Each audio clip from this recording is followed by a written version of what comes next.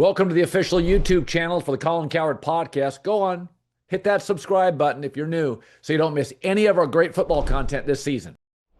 I didn't think Brent Venables would have been my choice, but I do think when a defensive coach gets his star quarterback, there's a magic that happens. That's what's hurt Mike Tomlin with the Steelers.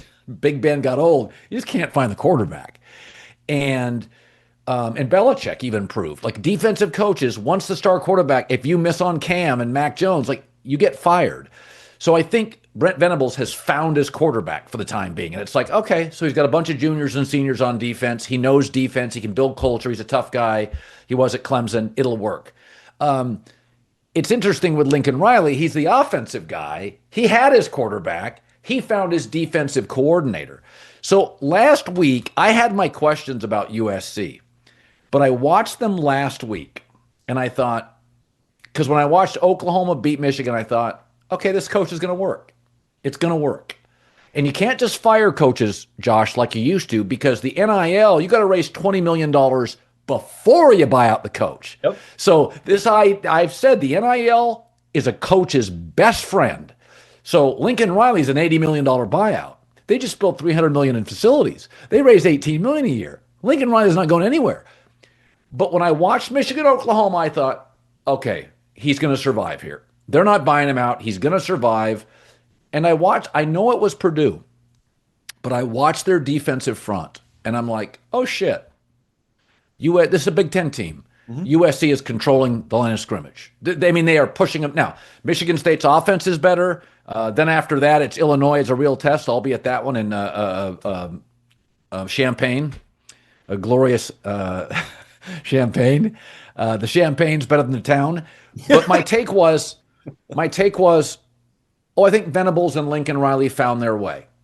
I think the NIL looks like a magic elixir, but I think both of those coaches experimented with it, maybe overused it, and now they feel like they've kind of figured out the portal and figured out the NIL. My take is Venables and Lincoln are going to work. I know it's early in year 3, but I feel it strongly. Do you?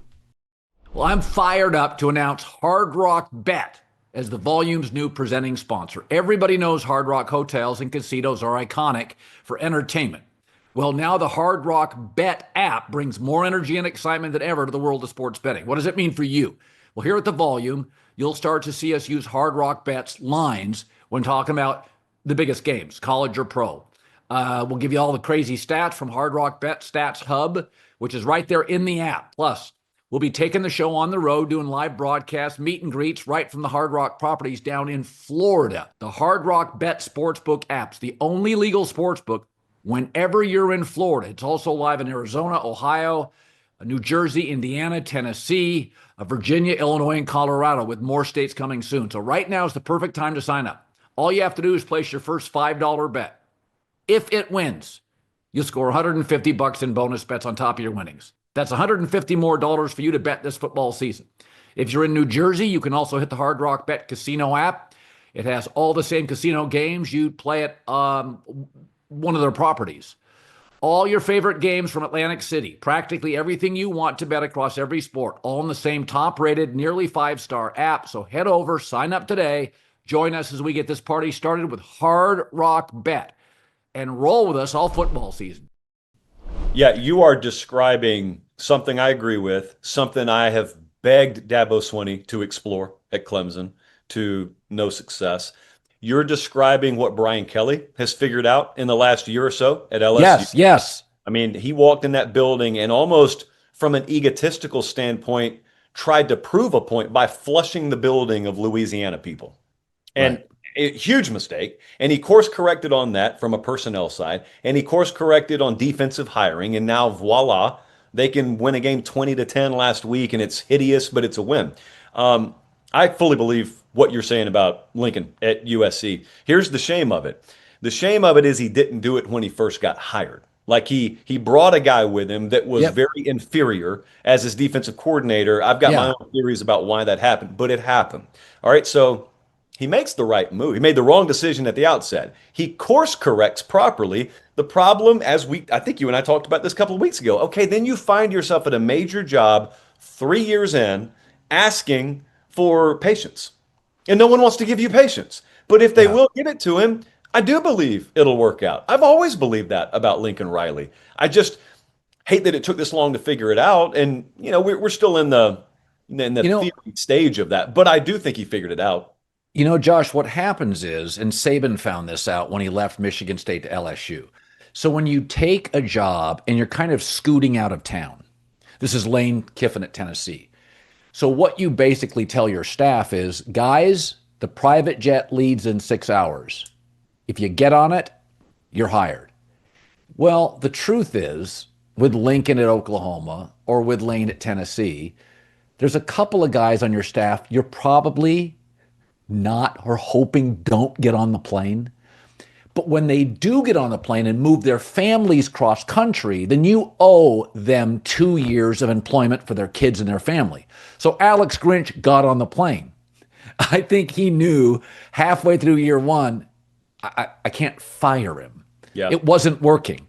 And so I think, and this happens, especially in college. In the NFL, guys don't jump team to team very often. Andy Reid's out of a job, then people go bid on him. But in college, you sometimes leave big program to big program, and you have to get on a private jet and get out of Dodge. And I think what happened to Lincoln, and this wasn't the Brett Venables experience. This was not him, because remember, Lincoln left in the middle of the night, and everybody's like, uh-oh, we need a coach. And there was some discussion for a couple of weeks. But I think Lincoln had guys get on the jet, and you have to be loyal to him. I think this version of the staff, the GM from Notre Dame, Lynn, the defensive coordinator, it's a grown-up staff. It's a really good staff. By the way, Nick Saban, near the end of his tenure at Alabama, I thought had a bad staff. Yeah, you are right. I thought he had a really bad. I watched him in a couple big games, and I'm like, there's something missing here. The defense is not as good. Nick's the CEO. And there's nothing you could do at his age. He can't be up 23 hours a day. But I think the US thing. I just think the USC thing's going to work. I don't know if it works this year, but if you doubt if he can coach, watch Jaden Mayava. He is a completely different player than last year. Last year he was sloppy. Yep. He was almost immature. Mm-hmm. Boy, he is a grown-up now. I'm telling you what else to watch. He plays within Lincoln's system. And that sounds commonsensical. There's a guy starting at quarterback for the Chicago Bears right now, but sometimes failed to do that. And his talent just bailed him out, and he could do circus things, but also it will drive you crazy as a coordinator, play caller, head coach. But what are you going to do? I mean, you got a guy out there, and he's got top half of first round NFL potential, and yet he's just sort of winging it, not playing within your system. And I've thought for a while, and I guarantee if you got truth serum in that staff, they're probably a lot more comfortable with their quarterback situation right now, because they got a guy they developed, but they got a guy that plays within their system, because you can coach around that. Like, you can game plan around that. The other, same thing with Milroe at Alabama last year. You can't game plan around this right here. This right here we can deal with. Right. Finally, A&M beats Notre Dame. I was surprised. Were you?